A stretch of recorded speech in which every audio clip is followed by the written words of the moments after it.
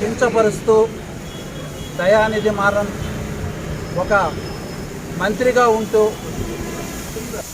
హీనమైన పదజాలాన్ని ఉపయోగించడం, దానికి తోడు కరోనాలాగా క్షీణింపజేయాలి, డెంగ్యూలాగా క్షీణింపజేయాలని పదాలు ఉపయోగించడం క్షమించరాని నేరం.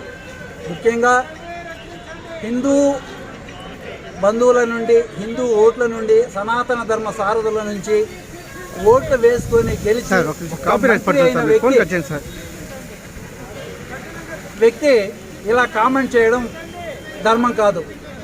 ఇది భారతదేశంలో ఉన్న హిందూ బంధువుల అందరి మనోభావాలు దెబ్బతీసినట్లుగా ఉంది. భారతదేశంలో ఉన్న హిందువులందరూ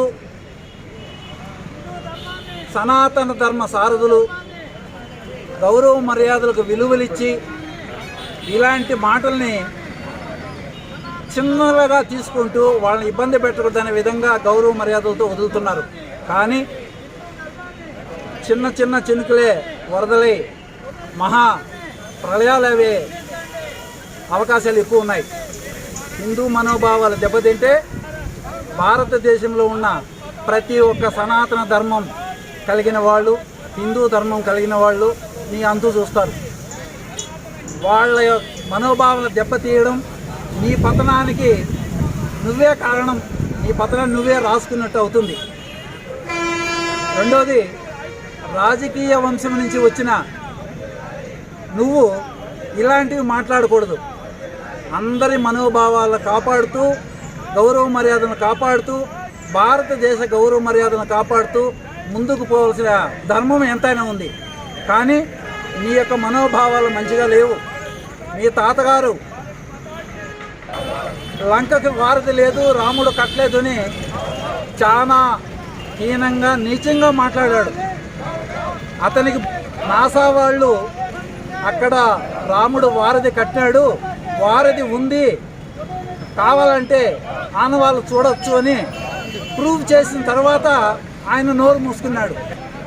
ఇప్పుడు నీకు కొంతవరకు సనాతన ధర్మం గురించి కామెంట్ చేస్తున్నావు కాబట్టి ఈ యొక్క కలియుగంలో నీకు పోయే కాలం దాపరించింది కాబట్టి ఇలాంటి పదాలు ఉపయోగిస్తున్నావు. నీ నెత్తిని నువ్వే చెత్తేసుకుంటున్నావు. హిందూ ధర్మం జోలికి రావద్దు. హిందూ ధర్మాన్ని జోలికి వస్తే కరోనాలో కొన్ని వేల మంది కొట్టుకుపోయారు. ఒక్క భారతదేశంలోనే కరోనాలో అందరూ చాలా వరకు బతికి బట్టకట్టారు. ఇతర దేశస్తులు చాలా మంది వేలకు వేలు, లక్షలకు లక్షలు కొట్టుకుపోయారు.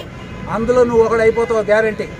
దయచేసి నీ తప్పును తెలుసుకొని హిందూ బంధువులందరికీ, సనాతన ధర్మ బంధువులందరికీ క్షమాపణలు చెప్పి తీరాలి.